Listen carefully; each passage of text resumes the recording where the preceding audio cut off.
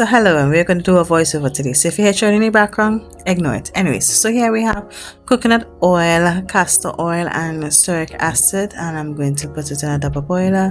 And this is glycerin, alcohol, and sugar water. I use powder sugar though, so yeah. Anyways, I think you can use any sugar. Lye and water. Right, so I'm going to attempt to make a melt and pour soap. And to be honest with you, coming from the future, it's a failed batch. Failed miserably. But it is a starting ground, right? Anyways, so I'm going to pour in the lye water into the steric acid and oil mixture. So now we officially get soap. And I believe this to be mistake number 1. I did not let the steric acid completely melt down in the oil. So mistake number 1. Right, and yeah, this is me attempting to mix it up, wondering why it looking like applesauce, and I say not, maybe need more heat, so I just put it back in the hot water, and then I realized it might be a little too much soup for this container, so I think I end up putting it in another container.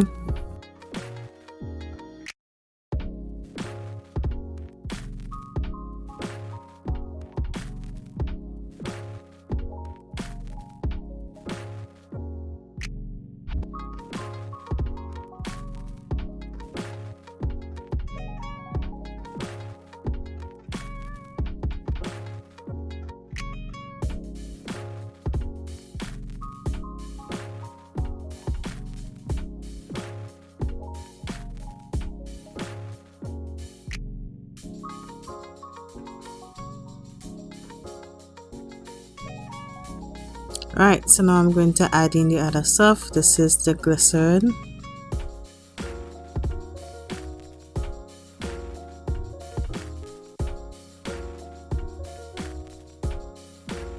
And I'm going to hand mix it. I think this is mistake number 2. Probably should have brought in the stick blender. Maybe it might have helped with the steric acid, but I doubt. This is mistake number 3 because I put it on the direct heat. Mistake number 4. I did not mix the sugar and the water properly, so the sugar didn't properly dissolve in the water, so I am guessing that some parts of the soup get hotter than some because sugar does kind of accelerate it. And this is the alcohol I'm pouring in right now, trying to see if I could save it.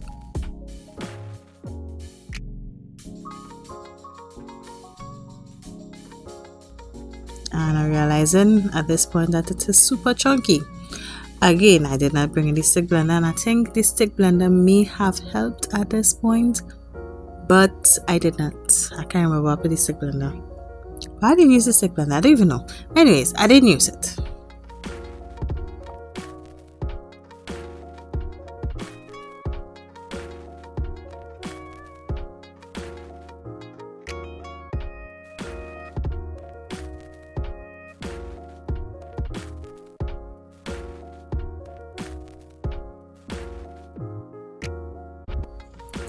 And we are coming up to mistake number 5. Right, so I was impatient and finding the chunks was not melting. Even though the rest of the soap melted, I find the chunks was not melting. So I take it off and I put it directly on the heat to see if that will help. It did not help. Not one bit. Some of the soap get burned, a matter of fact. So this is the failed batch of me trying to make melt and pour soap. As liquidy as I seen it there, it have a lot of chunks. Alright? You see? See the chunks? See the chunks? Chunky face.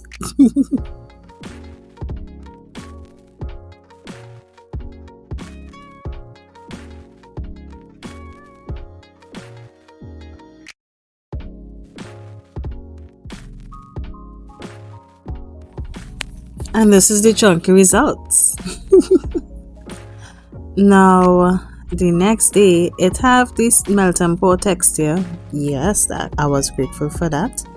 Right? It not that solid in color. It kind of, how to put it? kind of opaque, kind of, right? And one of the other things that I wanted to check to make sure with the soap is if it can melt and get back solid, right? Also, remember melted pot soap have a certain way that's cut. It's cut easy, so I wanted to see if it would cut easy. So this is me cutting the soap. It passed the cut test, and it have the same kind of texture like the melt and pour soaps tend to have. Yeah, I think one of my major problem with this batch is temperature control. So I'll try it without the heat and see. This is said that I reheated to try and see if I could get all the chunks, but no, the chunks were staying. And this is it when I tried to, it was still warm, so it was still malleable. I added some pigmented and I wanted to see how it was feeling. It kind of squishy, just plainly as it, I guess. Anyways, I'll be posting the next video on my second attempt of melt and pour soap, but test one fail.